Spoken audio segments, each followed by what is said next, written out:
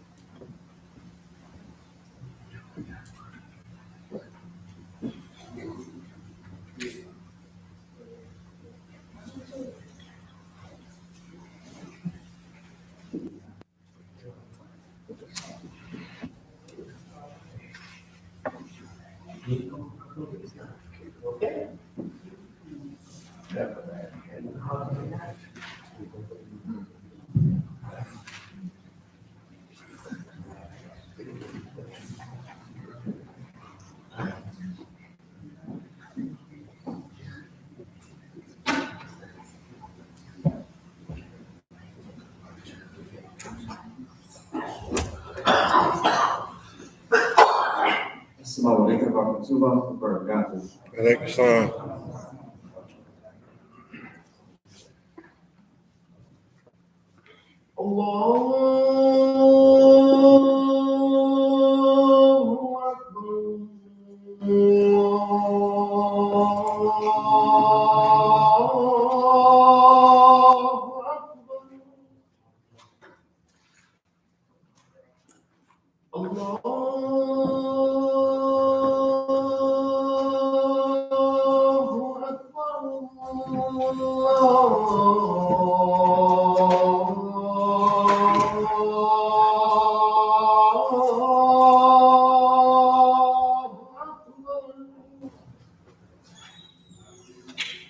أشهد أن لا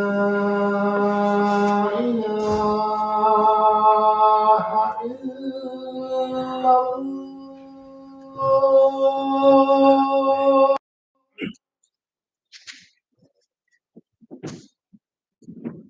أشهد أن لا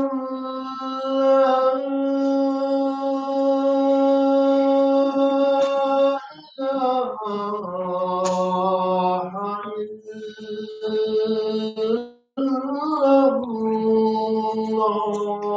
الله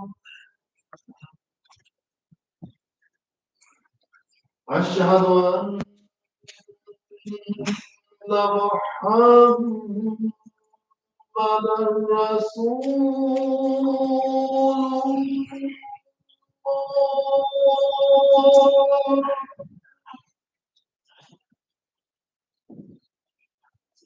أشهد أن محمدا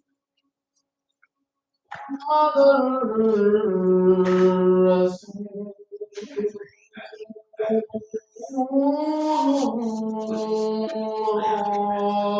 الله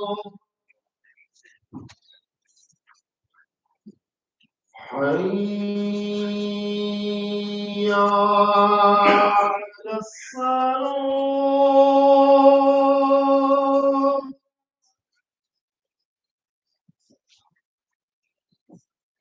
حي على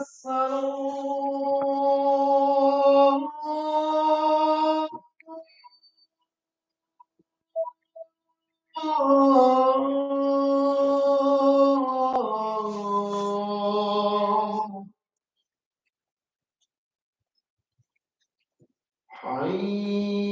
حي على الفلاح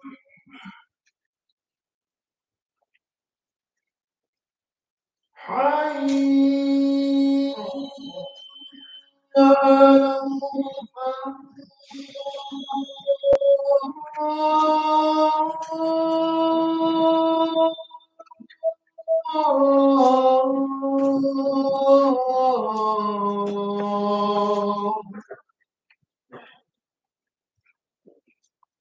الله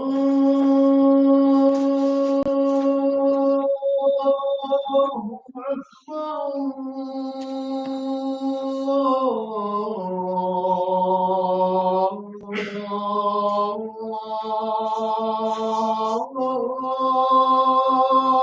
الله أكبر لا إله إلا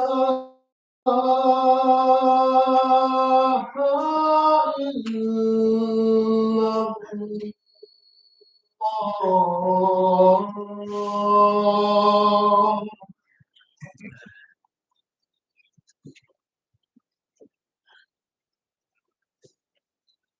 بسم الله الرحمن الرحيم الحمد لله نحمده ونستعينه ونستغفره ونتوكل عليه من شرور انفسنا ومن سيئات اعمالنا واشهد ان لا اله الا الله وحده لا شريك له واشهد ان محمدا رسول الله. اعوذ بالله من الشيطان الرجيم. بسم الله الرحمن الرحيم. Brothers and sisters, before getting into the theme of Khutbah, I ask And we remember our brothers and sisters throughout this Ummah, Prophet Muhammad sallallahu made suffering, whether we know the cause of that suffering or not, whether the suffering is in our own homes, whether it's in our city, whether it's on the other side of the world. Only Allah subhanahu wa ta'ala can relieve any pain and suffering from any of the believers or any group of believers. And through our dua, inshallah, Allah will relieve the suffering. Brothers and sisters, the situation that is going on in Philistine and Palestine, and more particularly in Gaza today, is something that's it really tugs at your heart. It's a very difficult situation to watch, or listen to talk about. And it's even more difficult for me, like many of you have actually been in a number of these places, these refugee camps, these concentration camps. I know the areas, places, the camps that they're talking about, because I've spent the night and nights in many of these camps over the years. And I can't help but wonder about all of the good brothers that I've met during the times that I was there, whether they are even alive. So it's a very personal experience, like it should be for all of us. It gets more real to me, as I say, because I've been in those situations, I've been in those camps. The death toll that has taken place today is a death toll that you would have to go all the way back to 1948 and the initial occupation of Palestine by the Zionists. You have to go back that far before you can find over 7,326 men, women, and children having been killed through the devastation brought about by the Israeli military. And it's mind-boggling, and it's very hurtful to see how this is being just shown in front of the world. The world, we're witnessing this open genocide. And starting with the leader of this country, for the most part, all that the governments of the world have been saying is that this Zionist occupation colonial state has the right to defend itself. It's it really tugs at your heartstrings. You see this kind of genocide, and then hear the response of the president of this country and the president of so many countries. And what's even more hurtful to hear the loud silence of the leaders of Muslim majority states, and see how many of the leaders of these Muslim countries, these Muslim majority states, are acting as if they can't say anything, that there's no response that they could give to this genocide.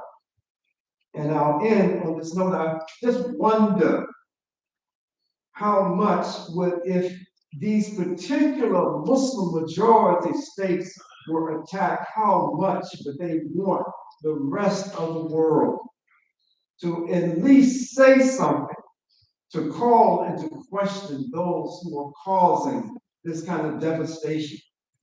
So filmed on international television and by social media, by individual cameras. So let us pray and remember our brothers and sisters in Palestine, particularly in Gaza. But as I mentioned last week, even in the West Bank, the Palestinians living there, their situation is getting much worse than it has been over the years.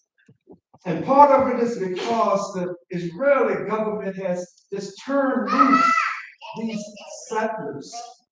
They've turned loose those people who've come from America and other countries to take the land of the Palestinian people. So now they're running around like crazed, mad dogs, attacking and beating up any Palestinian that they see. And nothing appears to be happening in defense of the Palestinians. So all we have at this point, we can send aid, and I encourage all of us to find a reputable Islamic relief or helping hand for development, for aid and development. Find a reputable, responsible relief agency that we can contribute to try to help the starvation of these men, women, and children. And all we can do is pray for their souls. Brothers and sisters, I'm not going to take much of your time today. I want to remind myself first and remind you that there's no greater gift that Allah subhanahu wa ta'ala has given to human beings than the gift of the guidance of Islam. There's no human being that Allah subhanahu wa ta'ala has blessed this world with all the way up until Qiyamah more than the gift that Allah subhanahu wa ta'ala gave us of the Prophet Muhammad sallallahu alaihi wasallam. And it's such a miraculous gift that this gift just keeps on giving to humanity today.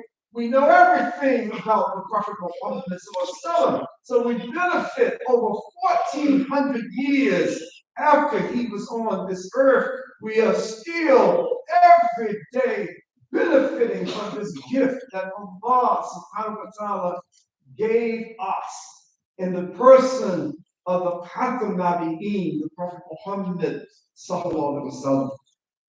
And then the next best gift that Allah subhanahu wa ta'ala, of course, the Quran is the greatest of gifts. It's the greatest of gifts. But how many Muslims have we met over the years that tell us that it's only the Quran that we need? Don't worry about the Hadith. I interpret these ayahs in this way. I'm a smart person. I can read Arabic, I can understand, I have good comprehension. So what do I need? The example of the Prophet Muhammad for astaghfirullah alayhi.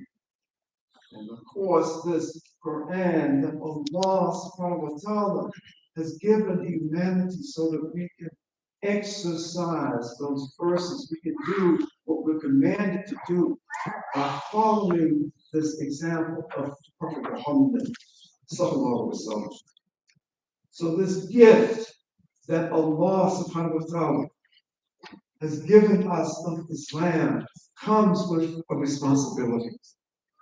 And that responsibility is to follow what's in the book and follow the sunnah and to do righteous deeds.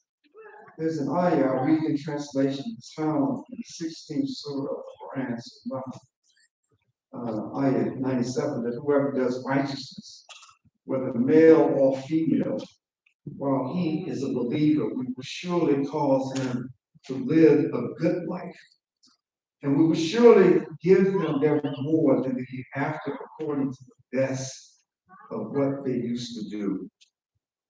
Brothers and sisters, the responsibility that we have to do good every single day that we are gifted with this precious thing called life. When Allah subhanahu wa ta'ala returns our souls from that, taken away from the body and put it back into these bodies, so we have another opportunity to worship Allah subhanahu wa ta'ala. This is a gift that can only come from Allah subhanahu wa ta'ala. And the sunnah gives us a way to show how we can daily express our gratitude for what Allah subhanahu wa ta'ala has given us. Brothers and sisters, there's not a day that Allah subhanahu wa ta'ala gives us that we can afford to waste and not take advantage of trying to get closer to our Lord. The Prophet Muhammad sallallahu alaihi wasallam, and we are all very familiar with this hadith. And the Prophet Muhammad sallallahu alaihi wasallam tells us to take advantage of 5 before 5. Take advantage of your youth before old age, your health before sickness, your wealth before poverty, and your free time before you have no more free time. Your daily preoccupations are such that you don't have leisure time anymore. And so the Prophet ﷺ is giving us some clues. Don't waste your time on things that are meaningless. Take advantage of every moment that we have to try to get closer to Allah subhanahu wa ta'ala, preparing us for this meeting that we have with our Lord. Brothers and sisters, there was a Sahaba that many of us are not as familiar with. That was a very inspirational figure at the time of the Prophet Muhammad ﷺ and after the death of the Prophet Muhammad ﷺ. And this Sahaba was one that fought in the Battle of Badr. He fought in these so many of the battles. He was known for his bravery. He was known for his fighting skills. This was a Sahaba that the Prophet, and he learned not the entire Quran during the lifetime of the Prophet ﷺ, but the Sirah literature says that he learned a majority of the Quran during the lifetime of the Prophet Muhammad ﷺ, that the Sahaba after the death of the Prophet Muhammad ﷺ would come to Hudayfa ibn al-Qiyam. And they would ask him for his interpretation about ayahs from Quran. Help us understand. What did the Prophet Muhammad ﷺ mean by what he said or what he was doing in this particular instance?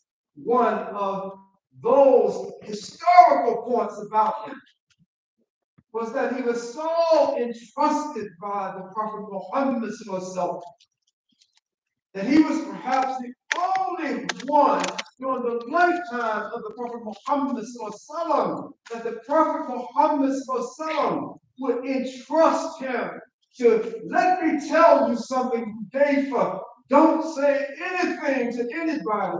Don't say anything to Abu Bakr as-Siddiq. Don't say a word of what I'm saying to you, Umar ibn al-Khattab, Uthman ibn Affan, Ali ibn Abu Talib. Don't say a word to them. This is something I'm entrusting to you and you alone. And this particular trust was the trust of telling Hudayfa, whom Allah subhanahu wa ta'ala had identified to the Prophet Muhammad ﷺ, who were the munafiqun, who were the hypocrites in the ranks of the believers. And Hudayfa never uttered a word about this. He's walking around with this secret coming from Allah subhanahu wa ta'ala to the Prophet Muhammad ﷺ, evidence of how he didn't say anything.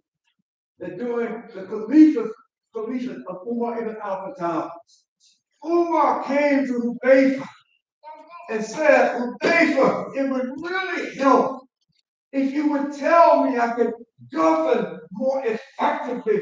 Tell me the names of the people who are living today that the Prophet Muhammad ﷺ had revealed to him. Who were the munafiqun? Who were these hypocrites? And Hudayfa said, that was between Allah subhanahu wa ta'ala, the Prophet Muhammad ﷺ and me. I can't divulge this. I'm holding on to these names up until Allah subhanahu wa ta'ala takes my soul.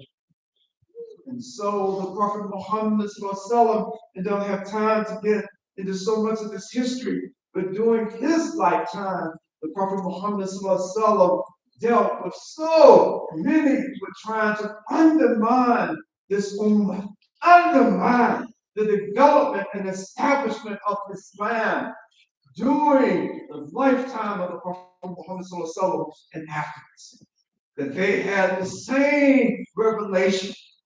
They had the same Prophet Muhammad ﷺ, But Allah subhanahu wa ta'ala, because of something that was wrong in their hearts, Allah subhanahu wa ta'ala allowed them to stray. Read the history, biographies of the Prophet Muhammad sallallahu alaihi wasallam. Don't take my word, don't take anybody's word for it.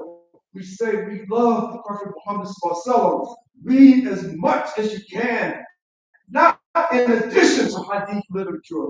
Read about that history. And it gives us a kind of global perspective to help us understand things that are going on around us, things that are happening to us. Brothers and sisters, you and I know the story of Israel and Miraj. We know that the Prophet Muhammad went to sleep outside of the Kaaba one night. And other narrations say that he was in the house of his beloved aunt. He made this night journey, this Israel, and then the Miraj into the heavens, when he went to Jerusalem and led the prophets in Salat. And that during this particular time, the Prophet Muhammad said and made it clear that on my way back, I saw the caravan that had gone to Damascus. And he talked about how there were people running around in the desert looking for camels that had goods on their backs. And when the Prophet Muhammad returned the next day and began to tell the Sahaba and to tell anyone who would listen that I made this journey last night, and one night I went from this point at the Kaaba, I went a distance that would normally take 2 months to go there and return. That any caravan going where I saw they were going, it would take 2 months. And then those, even the Muslims were saying, Muhammad sallallahu, you're trying to tell me that a journey that would take 2 months, that you went there in one night and you're back here the next morning to tell us about what you did, what you saw, what you experienced. And there were many amongst the Muslims who were praying every day with the believers. They were acting as if Islam were firmly planted in their hearts. Only Allah knows best. And there were so many of them who left Islam as a result of the Prophet Muhammad. This was their test. We can take getting beat up by the mushriks. We can take that. But I can't take you, Muhammad, telling me that you did a journey that would take 2 months. You did it not into the heavens, but this journey from Jerusalem to back to Mecca, and then going and seeing this caravan to Damascus. Oh, and you're seeing all of this. It took 2 months. You said you did it in a night. And there were many of the believers. Some of them, they weren't backsliders before this event, but there were some of the believers who said that this is too much. I can't wrap my head around this. That all of the miracle of the Quran, all of the miracles that I've seen in your life and in the life of this faith that you brought to us, I can't take it. I can't believe it. And many of those Sahaba apostate. They left Islam because this was their test. All of us had a different test. This was their test. They couldn't wrap their heads around it. They couldn't just say, Allah, give me an understanding, give me patience until I can understand this. They left Islam. As a result, these were people who were praying and fasting and doing all of these other things. Brothers and sisters, during the lifetime of the Prophet Muhammad, and this may be something that everyone might not be aware of, but there were scribes of the Prophet Muhammad who left Islam during the lifetime of the Prophet Muhammad. There was a Christian scribe And I couldn't find anywhere it was just a reference. I haven't seen what this particular name was. There was a Christian scribe who embraced Islam, and he was writing down Surah Baqarah. He was one of the scribes that the Prophet Muhammad SAW was dictating Surah Baqarah to.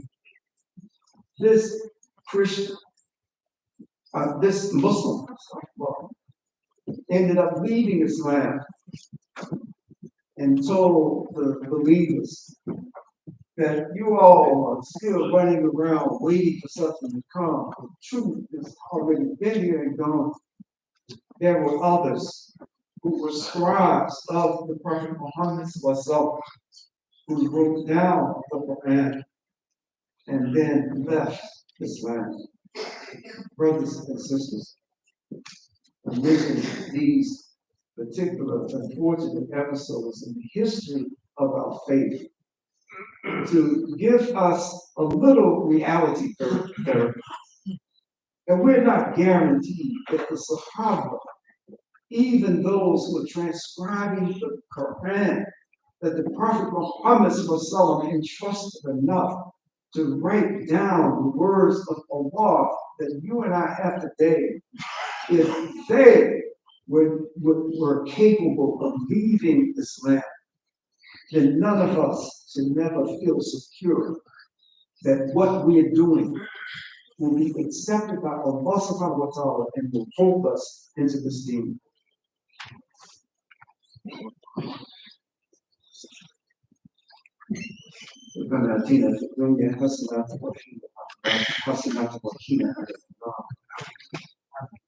Oh, praises due to Allah. We praise Him and seek His assistance against evils of our minds and against the unsuccessfulness of our actions. Whomsoever Allah guides, no one can be straight. And whomsoever Allah causes to err, as a result of his or her actions, no one can be right. For Allah, help those who help this religion of Muhammad and countless amongst them.